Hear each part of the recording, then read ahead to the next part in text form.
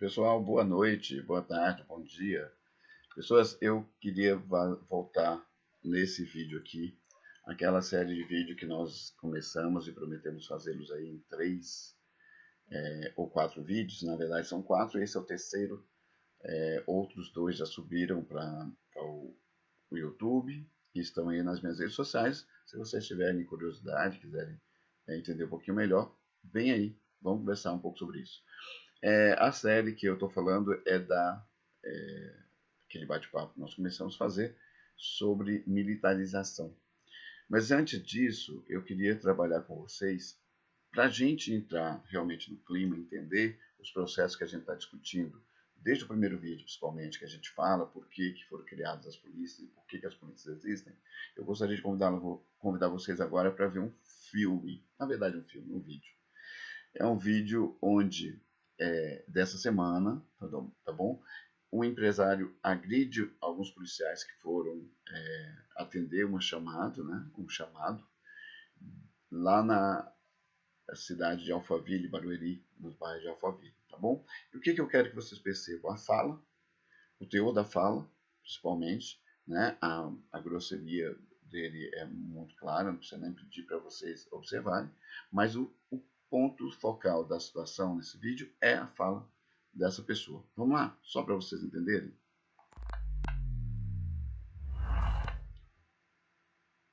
Filho da puta, de um polícia de merda, que ele invadiu minha casa e me levar preso. Por favor, vem pra cá agora. Porque o filho da puta de um merda, você é secretário de segurança, vem pra cá e me ajuda.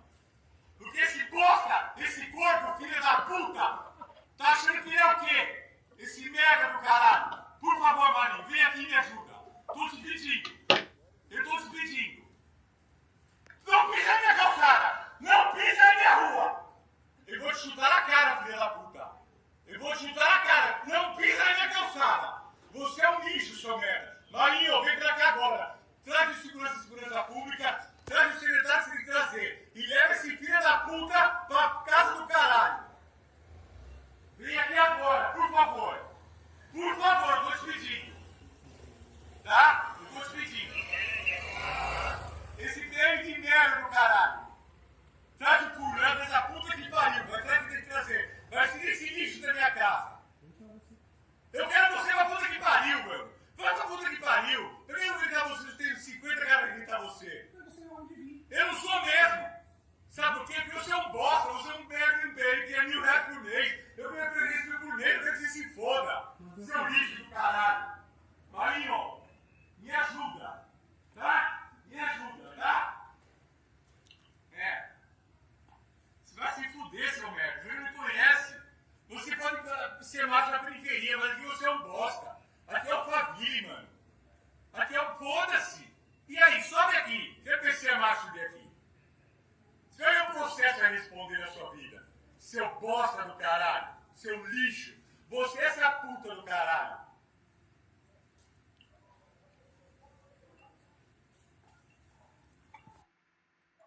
Muito bem, eu gostaria de primeiro comentar, eu acho que é muito importante fazer um comentário sobre. A fala dele é muito específica dessa elite estúpida que nós temos, né? Então a gente precisa levar muito em conta quem que é essa pessoa, onde ele mora, porque a violência tem CEP, a gente sabe disso. Hoje, por exemplo, uma das coisas que assusta foram, por exemplo, os meninos do Guarujá, 4 mortos no Guarujá pela polícia, filmados por um popular, uma pessoa da comunidade. Os corpos foram jogados dentro de um riacho e hoje os caras acabaram saindo aí sem nenhum problema com a justiça, né? Provavelmente vão ser absolvidos nesse processo aí. Esse cara, ele não está falando nenhuma mentira em relação ao que ele diz, que na periferia ele pode fazer o que ele quiser. E a polícia age só nas periferias. Dentro de Alphaville, nos Jardins, a polícia sequer tem postura de polícia, né? Quem sente a força da polícia realmente, ou a postura da polícia da forma que ela é pensada, que foi pensada, é a periferia. E ali é Alphaville, mano. Não rola. Ali não vai ter ninguém com farda que vai ter coragem. Resta saber, e resta o secretário de Segurança Pública de São Paulo também, por outro lado, apresentar quem é essa pessoa para quem ligou. Ou seja, esse cara tem privilégios que a gente não percebe isso em muitos outros lugares. Provavelmente, esse cara tem aí contatos que a gente não vê ou não tem quando a gente é pobre. E quando eu digo que a gente é pobre, eu estou falando de pessoas como nós, a maioria de nós mesmos, que não tem condições, não tem esses compadrios, né, esse apadrinhamento, tá bom? Então, esse vídeo foi justamente para a gente poder trazer um pouquinho da realidade da violência policial, por que essa polícia militarizada da forma que ela é tem que acabar, e esse cara, ele deixa, apesar da raiva, apesar de toda a estupidez e de ser uma elite estúpida e burra que ele, da qual ele faz parte e que se mantém no Brasil, puxando o freio do Brasil como sociedade, mas como nação também, que faz com que essas polícias aí também não sejam vistas com respeito por essa elite, tá bom? Então esse cara não falou muitas mentiras ali em relação, logicamente eu não estou falando da agressão ao trabalhador que é o policial, mas a corporação, as polícias, né, na verdade, e as pessoas que os protegem, porque eu tenho certeza que se não tivesse sido gravado, talvez agora não aconteça, mas se não tivesse sido gravado esse ato, alguém ia desligar esses policiais, alguém ia punir esses policiais. Porque acontece com muita frequência esse tipo de coisa e as polícias acabam achando e se convencendo. Então, a quantidade de policiais que saem, provavelmente por não conseguir lidar com esse tipo de coisa, deve ser relativamente grande em relação a esse tipo de comportamento de pessoas como essas. Tudo bem? Falando nisso, a gente precisa desconstruir, então, por que nós pedimos ou lutamos pela desmilitarização. Isso é uma das coisas mais importantes, né? Então vamos desconstruir um pouquinho esses mitos aí que contam para vocês na sociedade. Os caras que têm aí essa necessidade de adorar a polícia, adorar a farda e armas, principalmente, né? Os armamentistas, principalmente, fazem essa construção de mentiras e de mitos para que a gente acredite que é necessário, sim, é necessário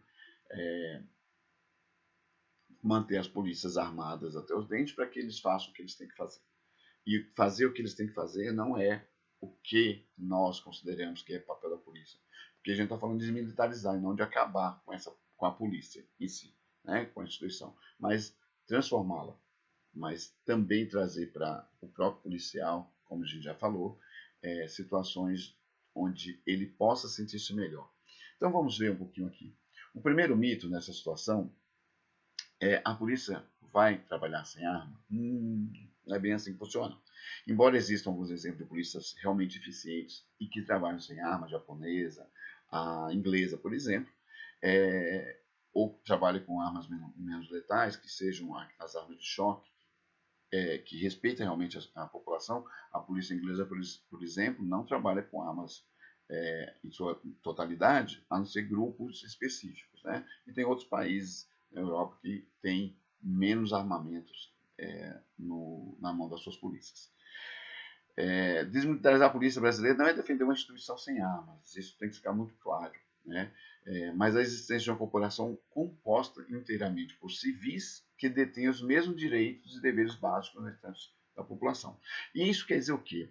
A polícia ou policial, quando ele comete um crime, por isso que a maioria dos policiais não são presos, não são condenados, ele passa, ele policial, ela policial, passa por uma justiça diferente, né, que é a justiça militar. Ou seja, as mesmas pessoas que cometem esse tipo de crime fardadas são julgadas por pessoas fardadas também, que eram policiais, ou que são comandantes, ou assim por diante, que é lá no TJM, principalmente. Aí, quando cai na justiça comum, ou no Ministério Público, por exemplo, nós já vimos, nós já percebemos, nós já notamos e já vimos, por exemplo, um dos casos mais importantes de 2013, 2014, Rogério Galo, o nome do promotor, que ele dizia o seguinte: a polícia poderia matar esses vagabundos, esses macacos, né?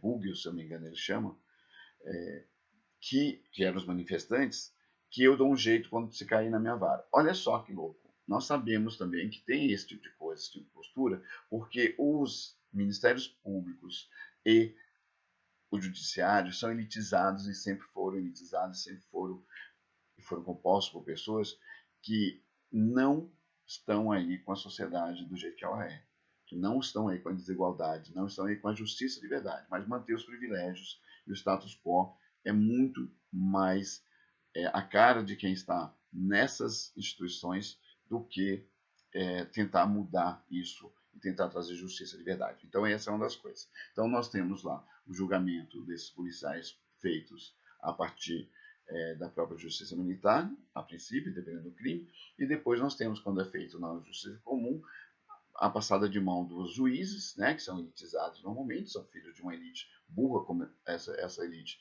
que esse cara representou aí nesse início de vídeo, uma elite violenta, uma elite sem empatia, incapaz de pensar num futuro bom para o país, e uma elite estúpida, que não tem nenhum pensamento básico das elites mundiais na maioria dos países, tá bom? Então, a gente está desmistificando já aqui. Não estamos falando de armas ou de não armas, de armamentismo para a polícia ou de desarmamentismo para a polícia. Nós estamos falando aqui de uma coisa que é tirar as polícias, os policiais que cometem crimes, desses privilégios que eles têm quando eles o fazem, né? Esses privilégios são mantidos aí pelas elites, tá bom? Outra coisa que nós precisamos entender as polícias vão andar sem farda? Não. As polícias japonesas, as polícias inglesas também não deixam de usar farda. Né? A polícia não vai ter um trabalho precarizado, vai tirar seus instrumentos de trabalho com uma arma, por que tiraria farda? Na burrice. Então a gente está falando disso. Os equipamentos que eles têm lá de trabalho vão continuar sendo os mesmos, ou muito parecidos. Né? Se a gente conseguir chegar a evoluir para um ponto de vista onde a polícia não precise usar armas, só os grupos especializados que necessitem, seria o ideal, mas não é disso que a gente está falando nesse momento. Então, essa ideia de desmilitarizar permite que eles trabalhem com um pouco mais de qualidade dentro do trabalho dele, condições melhores de trabalho, né?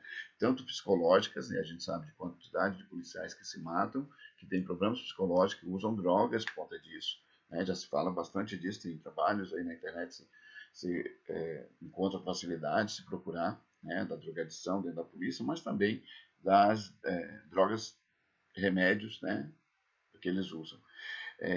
Então, a ideia toda é diminuir o máximo possível da capacidade de produzir violência que a polícia tem, mas não de combater o crime, porque a polícia combate pessoas e, consequentemente, quando ela combate pessoas, o que é que ela faz? Ela vai na periferia, ela combate pessoas que muitas vezes são inocentes, e muitas pessoas são inocentes, inclusive as que estão presas.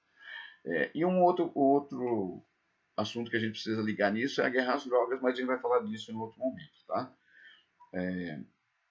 Outra coisa, vai haver demissão em massa dos policiais? Não, nós não conseguimos ainda ter uma sociedade que seja capaz de se autogerir, que seja capaz de ter a paz como princípio fundamental. Isso é muito importante. Tanto isso que se a gente parar para pensar em quantas pessoas, quantos ignorantes, né? Tantas pessoas que votaram no último presidente por causa de armas, achando que isso resolve alguma coisa, não vai haver demissões e provavelmente até vai precisar de mais policiais, pela forma que se dará também a construção de um modelo diferente de polícia. Então, uma polícia mais comunitária, mais próxima da sociedade local, da região onde ele trabalha e mora. Então, consequentemente, a polícia passa a ser uma ferramenta para a sociedade ser um pouquinho menos desorganizada. Ela está ali para resolver os problemas e definir os limites ali daqueles problemas e, consequentemente, ajudar a resolvê-los de forma coerente com a lei, tá bom? Então, não vai, é uma das coisas, não tem nada a ver com retirada de empregos, né? E aí vai garantir mais ainda direitos, né, por lei, para esses policiais. Vai aumentar a violência? A ideia principal da violência policial, principalmente, da violência que a polícia vai preparada para defender, vai passar também por uma transformação na sociedade. Mas, muito pelo contrário, a militarização, a partir de seu modo de operação, é hoje uma das responsáveis pelos altos índices de violência registrados e não consegue incidir nem sobre as raízes do conflito, né, nem sobre as causas reais da violência que ela também promove. Então, a violência civil e a violência militar, elas são violências que são um pouco diferentes, mas elas são parte do mesmo sistema, né? E aí a gente está falando que a polícia não consegue resolver o que ela tem que resolver. Até mesmo porque tem muita corrupção, tem muito jogo, muita gente que leva por fora por conta da violência, tá bom? Outra coisa não pode, a desmilitarização propõe tratar a questão da segurança pública de uma maneira mais abrangente e integrativa, né? Que é aquilo que a gente estava falando um pouco agora há pouco. Não é de manter uma polícia que saia só para a rua para fazer a parte ostensiva, que ela assusta, que ela mata, mas que ela possa se integrar cada vez mais, ajudando aí a desenvolver a região onde ela trabalha e diminuir a desigualdade somente nessa questão de acesso às leis e à justiça, tá bom? E tem aqui o pessoal da cartilha que criou a cartilha, diz que tem algumas, eu já vi essa pesquisa, mas eu não me lembro muito dela, então não vou dizer exatamente o que ela se trata, mas a iluminação pública é a oferta de atividades de lazer, cultura e esportes a partir das 22 horas, pode diminuir muito a violência e já diminuiu em algumas situações onde foram testadas e colocadas em prática. São ações diferentes de só manter a polícia nas periferias, tá bom? Aí outra pergunta, a população dependerá de segurança privada? Não. Apesar de a gente saber que mesmo com a polícia violenta, que tem aí com a violência policial e do Estado, a segurança privada é um lobby extremamente extenso e que ganha muito dinheiro com a violência, mesmo a gente tendo um monte de policiais para resolvê-los. E a boa parte dessas empresas são ligadas a policiais, ou na ativa ou não, delegados, né, e assim por diante, empresários ligados a policiais. E essa segurança pública que a gente está falando não vai ser passada para a mão de ninguém no privado, tá bom? Isso é uma das coisas. A polícia militar será transformada numa polícia inteiramente civil, com responsabilidades, com direitos e deveres de pessoas como nós, de pessoas civis, né? E essa é a ideia aqui, não de acabar, como a gente falou antes, ou de passar para a segurança privada, né? E aí quem ganha com isso tudo, né? Com que a gente está falando nesses vídeos aí? Uma das coisas que a gente percebeu, a partir daquelas ações citadas agora há pouco, iluminação, lazer, depois de um determinado horário, vai fazer com que todos nós da sociedade ganhem, né? Principalmente as polícias, que vão ter menos tensões, vão ter mais controle da área onde eles estão, vão ter menos medo de estar indo contra uma autoridade que é normalmente a chefia, porque muitas vezes eles fazem as coisas sem saber por que estão fazendo, ou algumas vezes fazem, inclusive, sem nenhuma crença de que aquela situação que eles estão enfrentando vai resolver alguma coisa. Então, todo mundo ganha com isso, né? Então, uma das coisas que a gente pode perceber aí é que muitas das consequências negativas do modo das polícias militares agirem, né, de atuarem, são os abusos de toda a ordem, desde as torturas, né, que são muita gente glorifica aí nos filmes, principalmente Tropa de Elite, assim por diante, a ocultação de cadáver, e a gente sabe que acontece, né? Um dia desses aí, um mês e pouco atrás, estávamos falando sobre isso pelas mídias. Autos de resistências que já caíram, esse é um artifício que as polícias usavam, matava-se uma pessoa e falava que ela estava atirando contra a polícia. Então, a maioria dos assassinatos cometidos pelos policiais, pelas polícias, na verdade, no geral, aconteceram a partir desses pontos de vista, na hora que o processo foi instituído eles acabaram se livrando de pagar pelos crimes que eles cometeram. Tá? Lembra, a polícia ela não pode ser bandida, porque se o policial comete crimes, sabendo que são crimes, sabendo que está indo contra a lei, ele se torna bandido duas vezes, porque ele deixa de cumprir a função, que é proteger a sociedade, e passa a também cometer o crime civil, que deveria ser instituído para ele como pagar as penas também de modo civil, tá bom? Os próprios policiais estão diariamente nas ruas teriam uma formação baseada na garantia plena dos direitos da dignidade humana. É uma das coisas que nós temos buscado aí e discutido desde muito tempo, se a quantidade de horas nos cursos das polícias que são para a formação nos direitos humanos, se elas são suficientes. A gente sabe que não são suficientes e muitas vezes é possível que essas academias treinem esses policiais com aquela quantidade de horas até a menos, né? Porque os policiais acabam saindo sem nenhuma capacidade de discernimento em termos de direitos humanos. Então, isso é uma das coisas. A psicologia explica isso, o ciclo de violência se repete dentro e fora da corporação. Ou seja, a gente sabe que um policial que é agredido, que é humilhado, e por isso que se faz o tipo de treinamento que se faz, ele vai para a rua já querendo se vingar muitas vezes desse tipo de coisa, mesmo inconscientemente, ele não perceba que é por isso, mas ele leva esse ranço, né, para as ruas aí e acaba sendo extremamente agressivos. E a gente está falando isso aí da polícia combatendo o crime, a criminalidade mesmo, né, a violência civil, mas também quando se fala nos protestos, quando a gente está falando aí das manifestações onde as polícias são extremamente violentas. Tá? Isso aqui são alguns dados que é interessante, quem ganha, né, com a desmilitarização. Uma pesquisa que não está aqui, mas talvez se eu achá-la, eu coloco para vocês aqui nos links. De acordo com os dados da pesquisa Opinião dos Policiais Brasileiros sobre a reforma e modernização das polícias da FGV, não tenho certeza se é essa pesquisa, por isso que eu vou dar uma verificada. Eu lembro que era 72%, era 75% dos soldados e cabos aprovavam a desmilitarização. Então, 64% das polícias aqui defendem o fim da justiça militar, que é essa justiça que muitas vezes os absolve sem nem dar o devido processo, a importância do devido processo legal, nem os garante realmente que eles seriam tratados como civis e tratados com dignidade. Apoiam a desvinculação do Exército, que é justamente por onde se criou a militarização, a ideia de hierarquia é das Forças Armadas até hoje, ou seja, você não pode dizer não para um comandante, não para um chefe da polícia, mas você também pode ser punido por coisas muito idiotas, né?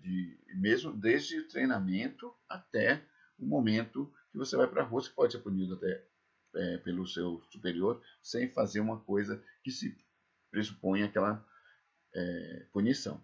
Tá? Consideram, 98% considera a formação deficiente, 98%, ou seja, pouquíssimas pessoas que estão na polícia acham que estão preparados quando vão para as ruas após a formação. 94% quer a modernização dos regimes de códigos disciplinares, ou seja, quase toda a polícia quer mudar esses códigos. 95% afirma que a falta de integração entre os diferentes policiais torna o trabalho menos eficiente, isso sem dúvida. Eu costumo dizer que nossas polícias são extremamente burras, por conta da falta de integração entre elas, principalmente, né? A polícia civil, polícia militares e as guardas, por exemplo. 93% aponta a corrupção como causa do mau serviço prestado à comunidade. Na própria polícia, a corrupção nas esferas políticas, e por isso que a gente precisa desmilitarizar cada vez mais também a política. Né? Nos últimos 15 anos nós tivemos uma ascensão da militarização e a sociedade não está preparada para fazer esse debate quando coloca uma pessoa como Jair Bolsonaro, como um capitão não sei o que, tenente não sei o que, na condução política desse país. Então a gente precisa entender esse processo. E 77% dos policiais concordam com a desmilitarização. Essa que é a pesquisa provavelmente mesmo. E aí, tá aqui, 77%, não 72%, como eu falei anteriormente. Tá bom? Então isso é muito importante. Para quem é que nós estamos falando? Essas pessoas que estão aí no meio da batalha, consegue entender por que é importante desmilitarizar, tá bom? Então, é uma das coisas que vai fazer esse fim da guerra aos pobres, que é uma das coisas na fala do empresário do vídeo no início dessa conversa aqui. Apesar do aumento do número de policiais, a violência cresce com velocidade em todo o país. Então, se a gente parar para pensar, existe um contingente enorme de pessoas dentro das polícias. Só que esse contingente enorme não refletiu na diminuição da violência, até porque muitas vezes esse contingente enorme está também provocando a violência. Tá bom? E aí a morte aqui do pobre negro, né, de periferia normalmente, está acabando aí com a produtividade desse país lá para frente, porque a maioria dos mortos, e eu estou falando da violência no todo, mas principalmente pelas polícias, é de pessoas entre 15 e 29 anos. E aí 77% negros, né? Então não adianta a gente falar que existe uma polícia aqui eficiente, porque ela não é. Tudo bem? Então é muito importante a gente pensar a partir desse ponto de vista. O Rio de Janeiro, por exemplo, o número de inquéritos de auto resistência, que é uma das coisas que caíram agora em 2015, se eu não me engano, que é um dispositivo que se usa para tirar a responsabilidade policial, porque ele alega que ele foi agredido, né, que a pessoa resistiu.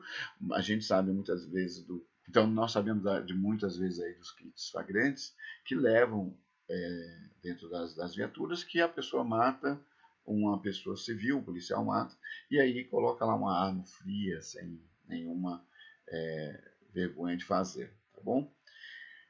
O Estado mata, portanto, sem cometer homicídio. Por quê? Porque normalmente se escapa pelas vias que eu falei, ou pela própria justiça militar, ou pelas vias civis, que seriam os responsáveis, tanto o judiciário quanto os ministérios públicos, que ajudam a passar a mão na cabeça desses crimes por aí, tá bom? Então acaba sendo legitimado pelo próprio Estado, pela própria forma que o Estado age.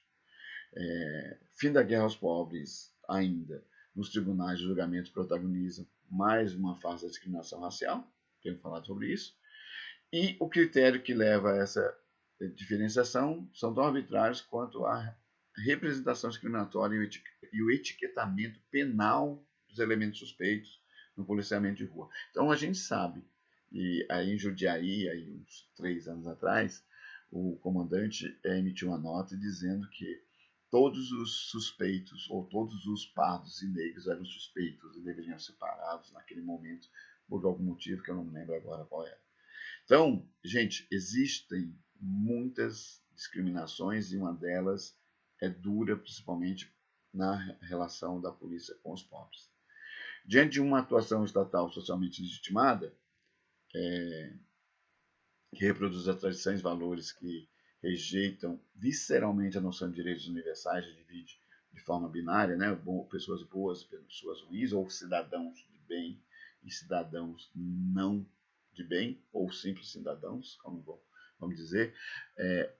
Então, faz com que esse Estado faça as coisas desse jeito. Né? Essa visão tradicional, né, que não quer saber dos direitos, que bandido bom é bandido morto, que não tem direito, que quem é preso, quem é acusado, aí a gente não está falando nem de pessoas que são realmente, chegam a ser réus em um processo, aí passa ali pelo processo e depois são colocados dentro de uma cadeia. E não estamos falando disso, nós estamos falando que qualquer pessoa que é acusada muitas vezes já perde aí os direitos. E a população acaba legitimando isso pelo medo, pela falta de entendimento das leis e dos direitos. E a população acaba legitimando, mas em um determinado momento pode acontecer de que essa mesma população seja vítima disso, né, desse disparate que é não respeitar direitos. Então, a política criminal com derramamento de sangue acaba sendo legitimada pelo Estado e pela sociedade no geral, tá bom? E uns como descartável ou, para colocar de forma mais explícita, matáveis, né? A gente está falando isso, que a gente vai voltar nesse tema com certeza quando a gente for falar de necropolítica, que é exatamente isso, né? De uma forma mais profundo, a gente vai conversar um pouco mais sobre isso. E outros sujeitos dotados de plenas garantias. Volto a dizer para vocês, volta no vídeo lá de novo, lá no início, com aquele vídeo que foi apresentado pela polícia, que foram violentamente, né, de forma verbal, mas violentamente atacados por aquele cidadão de bem de Alphaville. Então, essas são as pessoas com plenas garantias. Os que são matáveis são os da periferia e os de pele escura, principalmente. Tá? Então, é bom a gente pensar para onde a gente quer ir, que país que a gente quer e que país que nós estamos construindo. Tá? Um dos motivos é que na sociedade brasileira pouca gente ganha muito e muita gente ganha pouco. É o que o cara falou na polícia, você ganha R$1.000, seu vagabundo. Né? E todos os outros nomes que ele usou.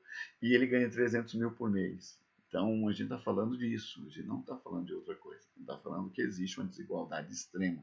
E naqueles dois personagens, o empresário falastrão e bandido, né? Porque ele cometeu vários crimes ali, e o policial, que é o trabalhador, que muitas vezes é da nossa classe, é de uma classe mais baixa, mora na periferia, mas se vinga dessa periferia quando está de farda,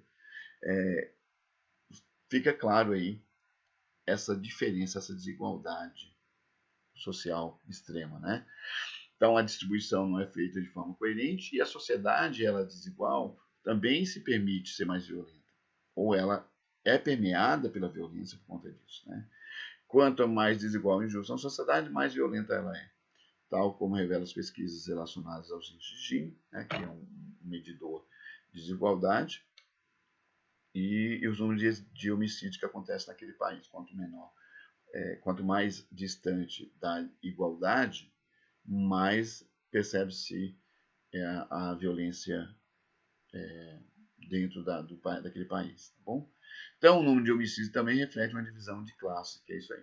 Pessoas, a gente vai falar em um próximo vídeo aí sobre esse mesmo assunto, fechando esses 4 vídeos, mas eu gostaria aqui de deixar para vocês o link dessa cartilha que está aí, né, e de algumas informações a mais vocês encontram nesse lugar aí, tá bom? Vejo vocês em breve, vejam aquele vídeo com um olhar mais crítico do que tem se visto, e não deixem se enganar pelo que dizem os defensores da violência, porque são eles que vão fazer com que a violência chegue mais perto da gente, cada vez mais pesada e mais dura. Tá bom? Um abraço a todos, vemos-nos em breve.